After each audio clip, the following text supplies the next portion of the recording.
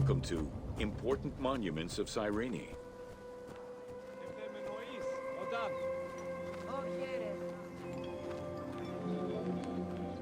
The sanctuary of Apollo sits on a prominent edge of the plateau of Cirene, overlooking the Mediterranean Sea.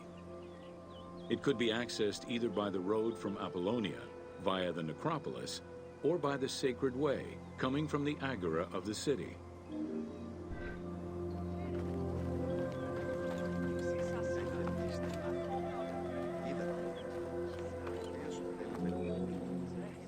The abundance of temples and statues throughout the city reflect the various Greco-Roman and Egyptian cult influences over the centuries. Temples dedicated to Apollo, Cirene, and Zeus stood alongside those of Ptolemaic gods, such as Serapis and Isis. Numerous fountains were decorated to represent other gods, including the city's namesake, Cirene.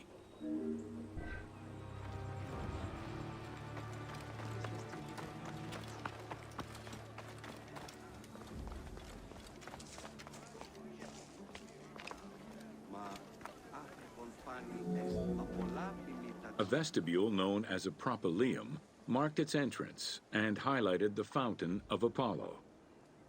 God of the sun and of protection, Apollo was an important deity to both Greeks and Romans.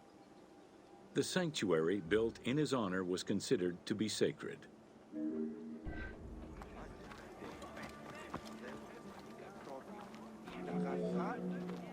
The imposing temple was built on a natural cornice, stretching more than 200 meters in length and roughly 50 meters in width, and was surrounded by a vast Doric colonnade.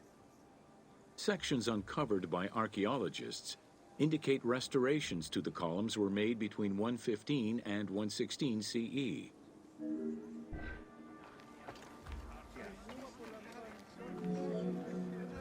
The altar was located in front of the temple.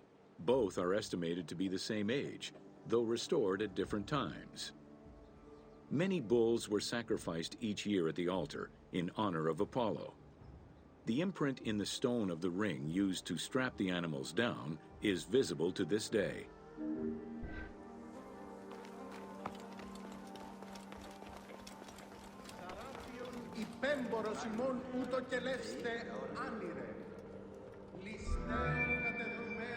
Carved during the Roman era, the Apollo Cytharide was discovered near the temple. It is considered an important archaeological find. The statue of Apollo was in pieces when it was uncovered. Remarkably, most fragments were found, and the restored statue is currently at the British Museum. The team extrapolated the statue's final look based on the current partial reconstruction, and placed it inside the temple to reflect the patron deity of the area.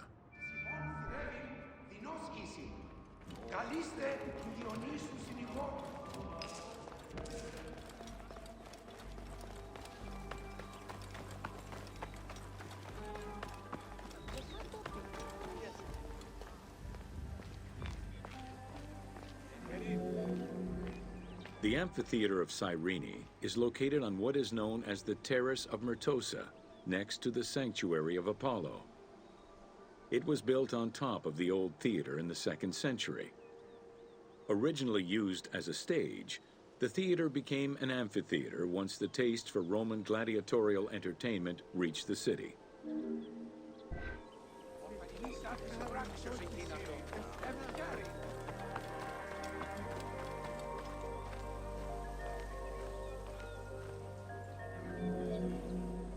Entrances were placed at both ends of the amphitheater.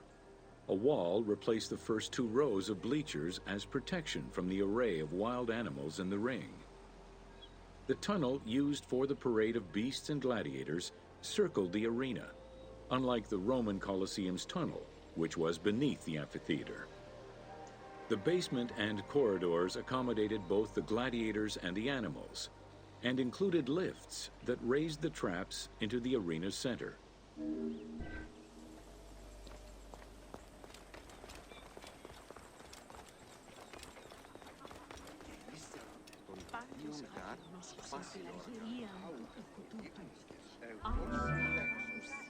Since the original theater was close to the cliffside, the expansion didn't allow for a perfect circle.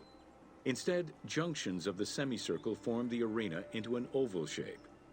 This elliptical formation still ensured an excellent view from all angles.